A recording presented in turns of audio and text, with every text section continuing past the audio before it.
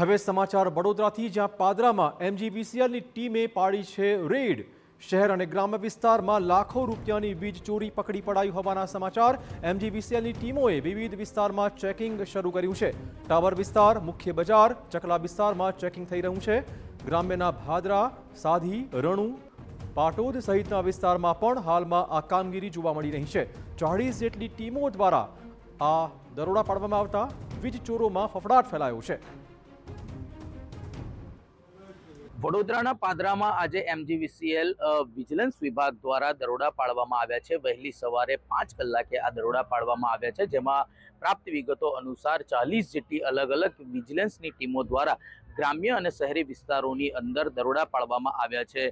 પાદરા શહેરની જો વાત કરવામાં આવે તો તેમાં ટાવર, મુખ્ય બજાર સહિત ગાંધી ચોક અને જે ચોકસી ચેમ્બર વિસ્તાર છે તેમાં આ દરોડા પાડવામાં આવ્યા હતા। જ્યારે ગ્રામ્ય વિસ્તારોની જો વાત કરવામાં આવે તો સાંગમાં, લક્ષ્મીપુરા સહિત જે અલગ અલગ ગ્રામ્ય વિસ્તારો છે, જાસપુર, રણુ અને ગાજ, ગોરિયાદ, સરસવણી સહિતના જે વિસ્તારો છે તેમાં આ ટીમો દ્વારા દરોડા પાડવામાં આવ્યા હતા।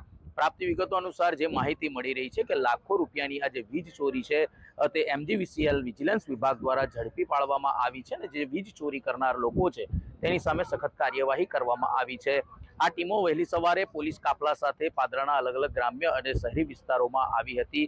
ત્યારબાદ આખું જે ઓપરેશન છે તે શરૂ કરવામાં આવ્યું હતું અને જે દરોડા છે તેની અંદર લાખો રૂપિયાની વીજ ચોરી ઝડપાઈ છે। ત્યારે વીજ ચોરી કરનારા લોકોમાં ભારે ફફડાટ વ્યાપી જવા પામ્યો છે।